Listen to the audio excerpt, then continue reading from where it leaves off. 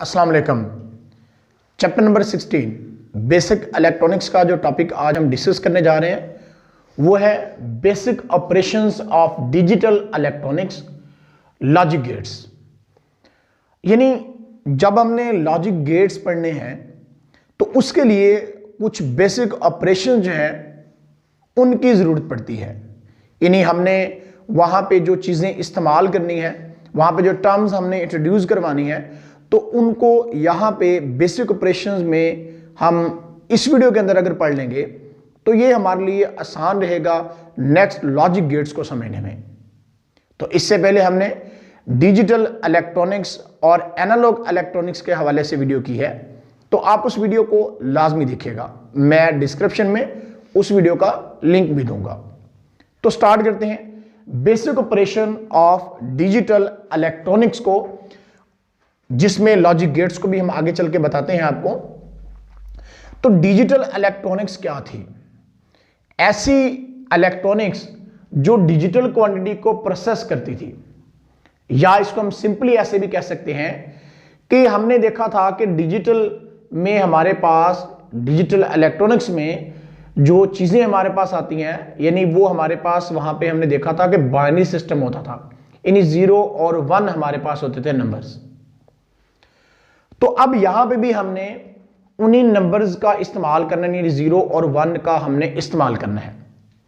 यानी जब भी हम सर्किट की बात करते हैं, तो जब हम कंप्यूटर को डाटा प्रोवाइड करते हैं तो वो उसको डिजिट्स की फॉर्म में ही देखता है और उसके बाद दोबारा से हमें उसको कन्वर्ट करके दे देता फिर से हमारी लैंग्वेज में। तो इसलिए हमारे जितने भी इलेक्ट्रॉनिक्स सर्किट्स जो काम कर रहे हैं, तो ये हम ऑलरेडी बता चुके हैं आपको डिजिटल एंड एनालॉग इलेक्ट्रॉनिक्स की वीडियो में कि ये सारे के सारे जो है हमारे डिजिटल इलेक्ट्रॉनिक्स पे ही वर्किंग आजकल ज़्यादातर हमारी जो रोज़मर्रा ज़िंदगी के अंदर जितने भी इलेक्ट्रॉनिक्स की चीज़ें हैं उनमें डिजिटल इलेक्ट्रॉनिक्स की इस्तेमाल हो रही हैं। यानी डिजिट्स का, यानी जो दो कंडीशंस हमारे पास होती थी कि 0 और 1 या मैक्सिमम या मिनिमम, इसको भी हम बोल सकते हैं, यानी बाइनरी सिस्टम हमारे पास चल रहा होता है। तो इसी सिलसिले में हम सबसे पहले देखते हैं कि बाइनरी वेरिएबल क्या होते हैं। सबसे पहले आपको वेरिएबल का मतलब बताऊं कि वेरिएबल क्या होता है। वेरिएबल का मतलब है कि जिसमें वेरिएशन आ सकता है। वेरिएशन मतलब तब्दीली आ सकती है, चेंज आ सकता है, तब्दील हो सकती है चीज। लेकिन एक वर्ड होता है कांस्टेंट। कांस्टेंट का मतलब क्या है कि चीज फिक्स्ड है। फॉर एग्जाम्पल आपने कह दिया कि इस चीज की कीमत जो है वो 2 रुपीज है, तो इसका मतलब 2 इसकी फिक्स्ड वैल्यू है, तो ये चेंज नहीं होगी। तो वेरिएबल में और कांस्टेंट में आई थिंक आपको फर्क पता चल गया होगा। तो बाइनरी वेरिएबल जो है इसको डिफाइन कर लेते हैं।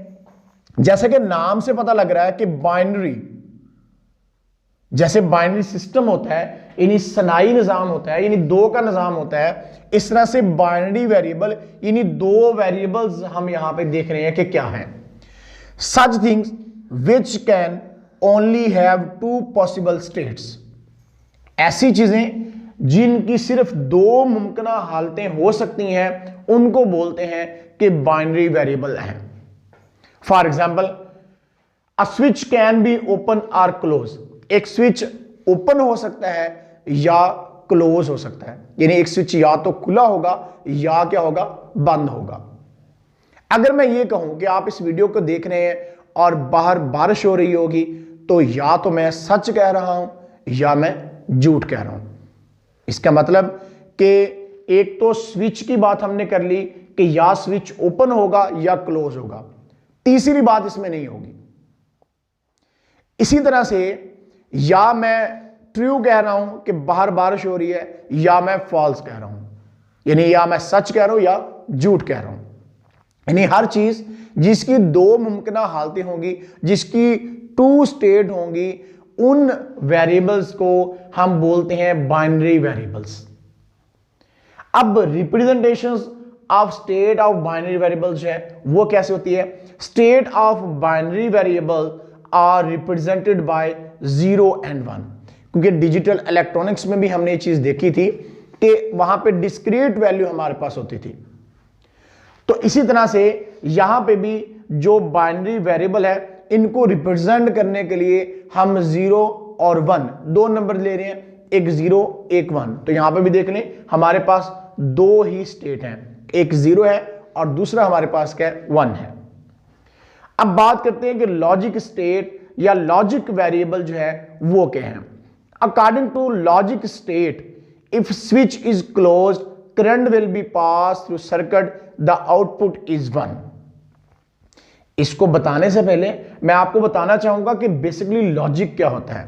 जैसे अक्सर हम कहते हैं कि इस बात के पीछे कोई ना कोई लॉजिक जरूर है। ये कौन सी लॉजिक आपने इस्तेमाल की है, मतलब इस चीज के पीछे कोई रीजन जरूर है। जैसा कि हमारे इस सर्किट में आपको दिखाई दे रहा है कि एक बैटरी लगाई हुई है हमने, एक स्विच लगा हुआ है यहां पे, एस से रिप्रेजेंट किया हुआ है जो कि क्लोज है, और इसी तरह से ये एक हमने लैंप लगाया हुआ है। तो अब लैंप रोशन है, तो मतलब हमारा लॉजिक क्या है कि लैंप को रोशन करना, ये हमारी क्या होगी लॉजिक होगी। तो आई थिंक लॉजिक का वर्ड जो है ये आपको क्लियर होगा कि किसी ना किसी चीज के पीछे कोई रीजन जरूर होती है, तो उसको हम बोलते हैं कि लॉजिक है। तो यहां पे लॉजिक स्टेट या लॉजिक वेरिएबल, जैसे कि हमने पढ़ा कि वेरिएबल बाइनरी वेरिएबल हमारे पास है 0 और 1 है। तो अब इसमें हमारे पास क्या होगा, according to logic state, if switch is closed, current will be pass through circuit, the output is 1। तो आउटपुट हमारे पास क्या होती है, फिर आउटपुट हमारे पास 1 होती है। इसका मतलब है कि अगर हमारे पास आउटपुट आई है तो हमने कोई इनपुट भी दी होगी। अब यहां पे हमारे पास इनपुट क्या होगी और आउटपुट क्या होगी। तो इनपुट हमारे पास देखिएगा ये स्विच है जो कि हमारे पास इनपुट है, और करंट इसके अंदर जो फ्लो कर रहा है या लैंप जो है वो हमारे एज ए आउटपुट के तौर पर काम कर रहे हैं। अब किसी सर्किट को जब हम इनपुट्स देते हैं तो फिर ही हमारे पास आउटपुट आती हैं। अब सर्किट क्या होता है, क्लोज पाथ जो होता है उसको हम सर्किट बोल देते हैं, जिसके अंदर करंट फ्लो करता है।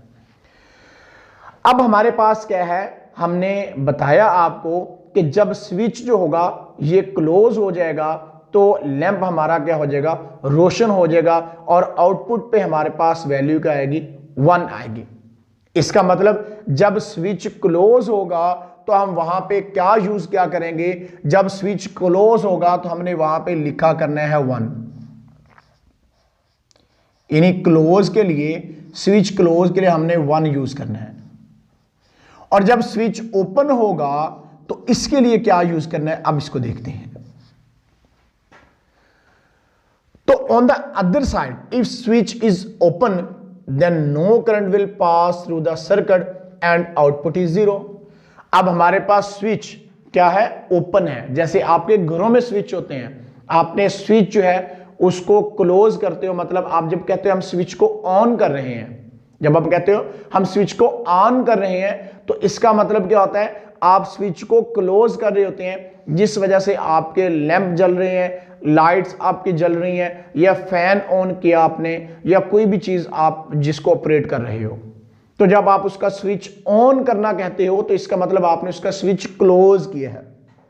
और जब आप कहते हो कि हमने स्विच को ऑफ किया है, तो ऑफ करने का मतलब आपने स्विच क्या कर दिया है, आपने स्विच ओपन कर दिया है। तो अब सर्किट कंप्लीट नहीं होगा, करंट फ्लो नहीं होगा, आउटपुट हमारे पास क्या आएगी, 0 आएगी। तो इसका मतलब इनपुट हमारे पास 1 आएगी जब स्विच हमारा क्लोज होगा, और आउटपुट हमारे पास 0 आएगी जब स्विच हमारा क्या होगा, ओपन होगा।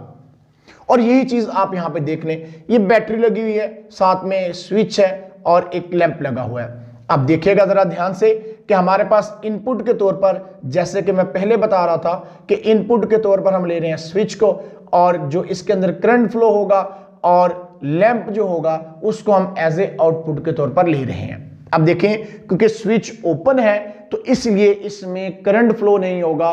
तो जब करंट फ्लो नहीं होगा तो इसका मतलब हमारी आउटपुट क्या आएगी, आउटपुट हमारे पास 0 है, और लैंप भी रोशन नहीं होगा। तो इसका मतलब लैंप भी एज ए आउटपुट के तौर पर ही हम ले रहे हैं, यानी करंट या लैंप को हम एज ए आउटपुट लेते हैं, तो लैंप भी ब्राइटनेस शो नहीं करेगा, यानी लैंप भी रोशन नहीं होगा।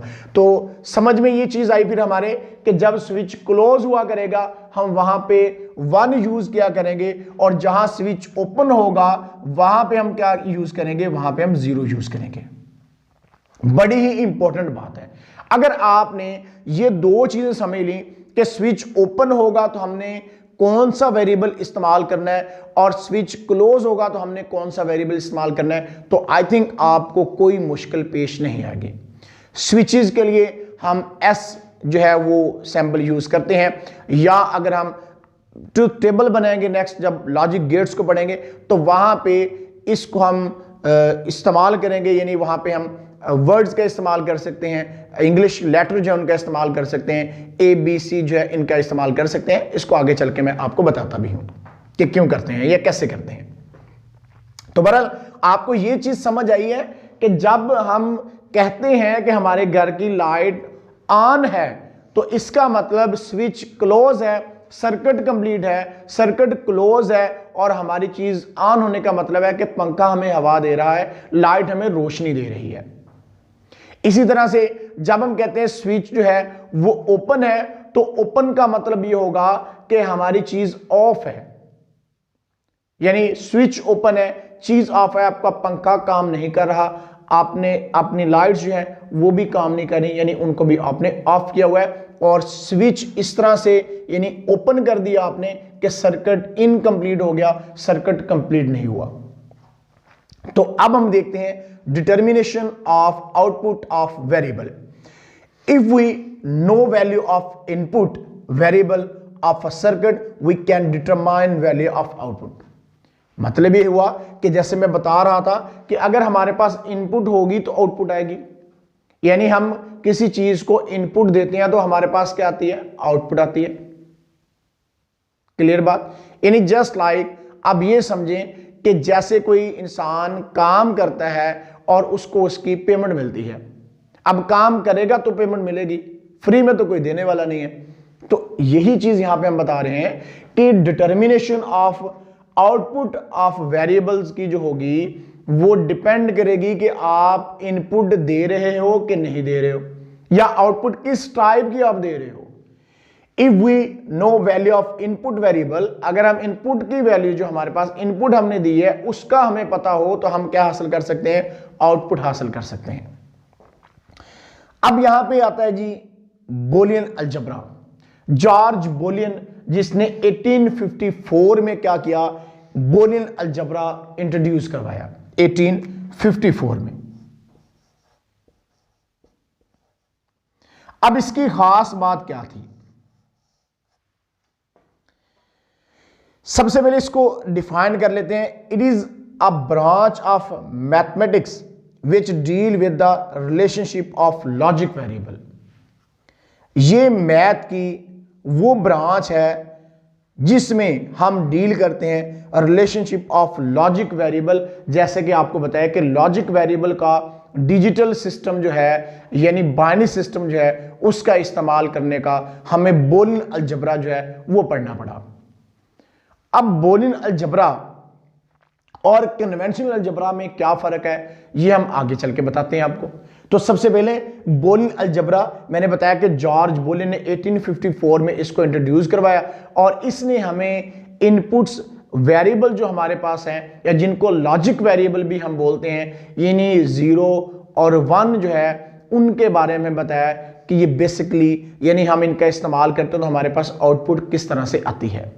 अब ये डिपेंड करता होता है कि आपके पास जो लॉजिक गेट्स हैं वो कौन सा लॉजिक गेट्स हैं। तो नेक्स्ट वीडियोस इसके हवाले से आती जाएंगी, आपको मालूम होता जाएगा कि कैसे कैसे हम इनपुट देते हैं और उससे कैसे हम आउटपुट जो है वो हासिल करते हैं। अब इंग्लिश अल्फ़ाबेट ABC जो होते हैं ये यूज होते हैं रिप्रेजेंट करने के लिए बोलियन वेरिएबल्स को, यानी हम जब ट्रुथ टेबल बनाया करेंगे तो वहां पे हम A B यूज किया करेंगे और फिर आउटपुट को किसी X से नाम दे के इक्वेशन लिखा करेंगे, जौन सा गेट हम स्टडी करेंगे उसकी फिर हम एक इनपुट देंगे फिर दूसरी इनपुट देंगे। तो इस तरह से इनपुट जो है वो 2 या 2 से ज्यादा भी हो सकती हैं, यानी आपके इनपुट जो हैं वो आपने क्या दिए और उसके बाद हमारे पास आउटपुट आती है। तो अब देखते हैं कि Boolean algebra is different from conventional algebra, कि बोलियन अलजब्रा जो है वो किस तरह से मुख्तलिफ है, किस तरह से उसमें फर्क है आम कन्वेंशनल अलजब्रा जो आप मैथ में पढ़ते हो। बोलियन एक मैथमेटिशियन ही था। बोलियन, जॉर्ज बोलियन एक मैथमेटिशियन थे जिन्होंने हमें फिजिक्स में थोड़ा कंट्रीब्यूशन कर दिया इस हवाले से।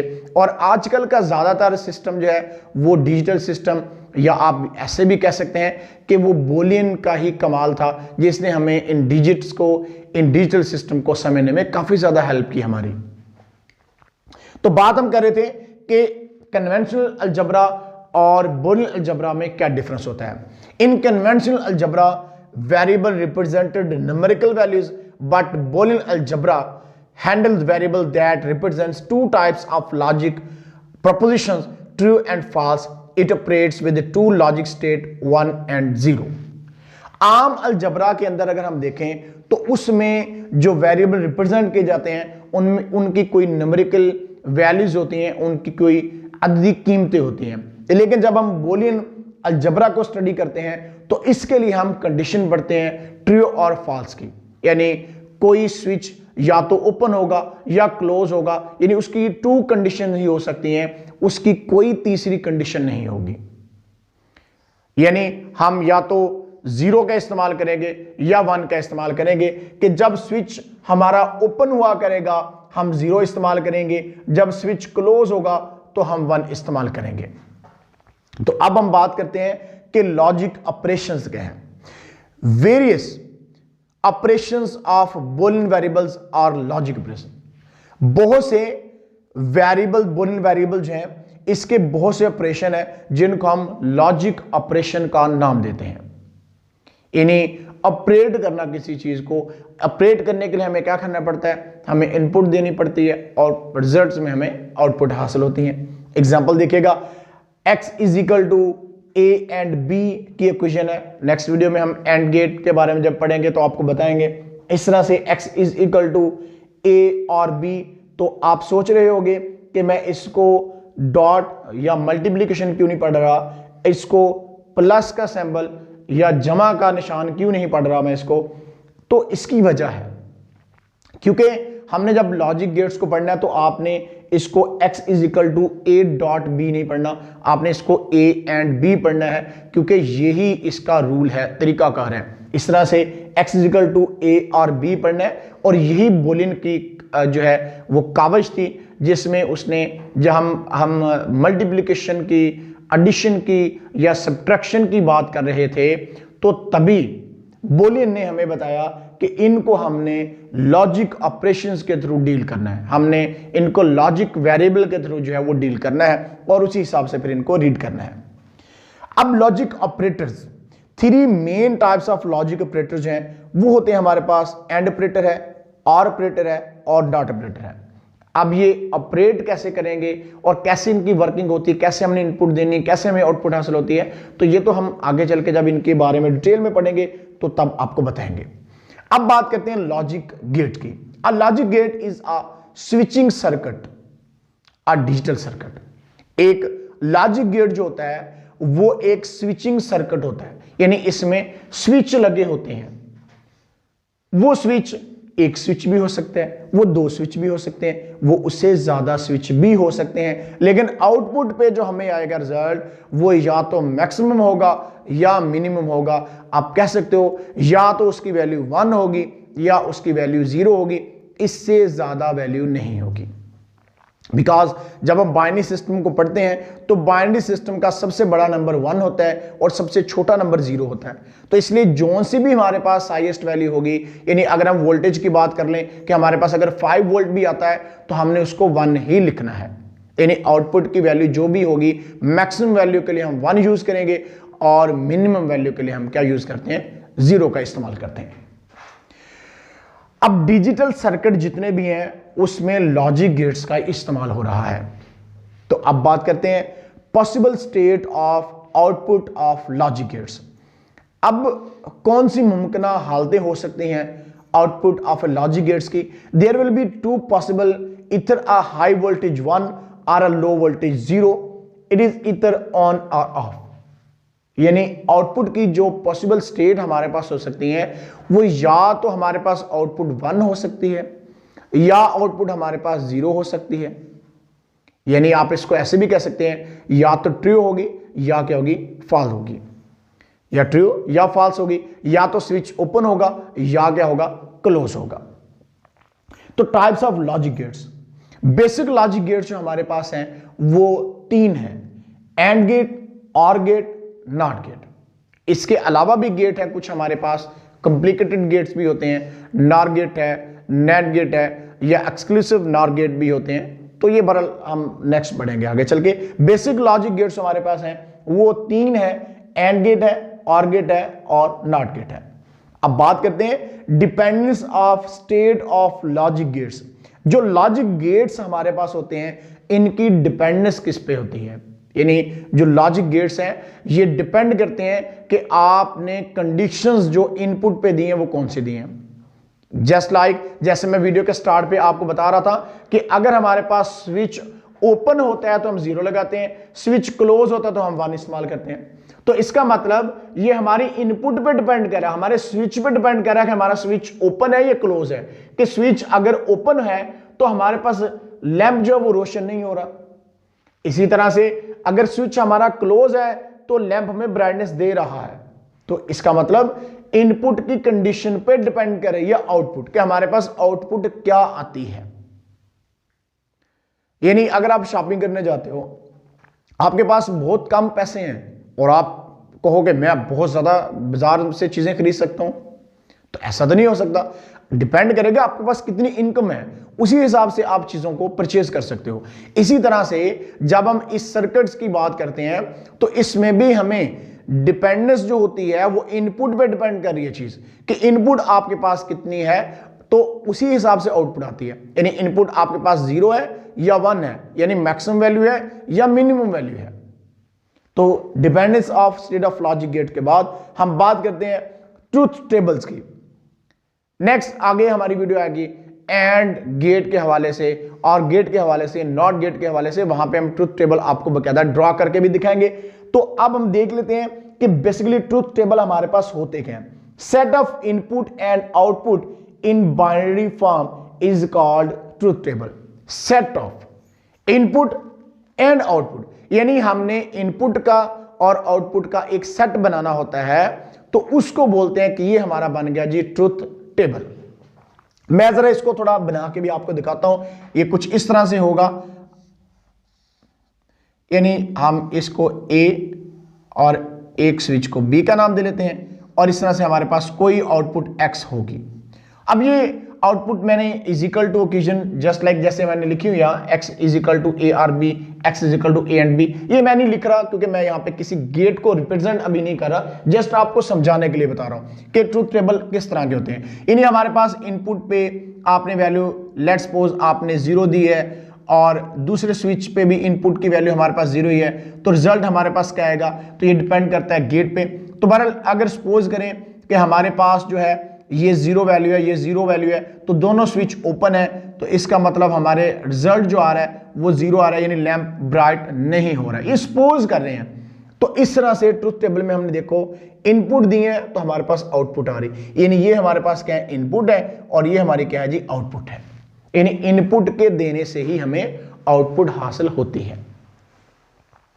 तो ये बेसिक जो operation of digital electronics logic gate से इनका कंसेप्ट हमने आपको दिया है। हमने आपको बताने की कोशिश की है कि बेसिकली जब हमने and gate, or gate, not gate, nand gate, nor gate को स्टडी करना है तो वहां पे इन टर्म्स का इस्तेमाल होना है। तो इसलिए ये टर्म्स बहुत ज्यादा जरूरी थी आपके समझने के लिए और आपकी आसानी के लिए हमने इनको स्टेप बाय स्टेप जो है वो बयान भी किया है और इस तरह से हमने इनको हेडिंग बना के लिख दिया ताकि आपको याद करने में आसानी रहे। तो आई थिंक आज का लेक्चर आपको काफी ज्यादा समझ भी आया होगा और आपको सिंपल भी लगा होगा कि हमारी डिजिटल इलेक्ट्रॉनिक्स हमारे घरों के अंदर मौजूद है, हमारी टीवी मौजूद है, हमारे मोबाइल फोन मौजूद है और हमें पता तक नहीं था कि वो इस तरह से काम करें। सबसे बड़ी बात, आपके हाथ में रिमोट कंट्रोल टीवी का होता है तो वो भी इसी तरह से काम कर रहा है। इस तरह से हम जो है वो डिजिट्स को प्रेस करते हैं, 1 2 3 नंबरिंग लगी होती है, तो इस हिसाब से वो भी काम कर रहे होते हैं। तो इस तरह से आज का हमारा टॉपिक कंप्लीट हुआ। तो आज के लिए इतने, फिर मिलेंगे इंशाल्लाह, तब तक अल्लाह हाफिज़।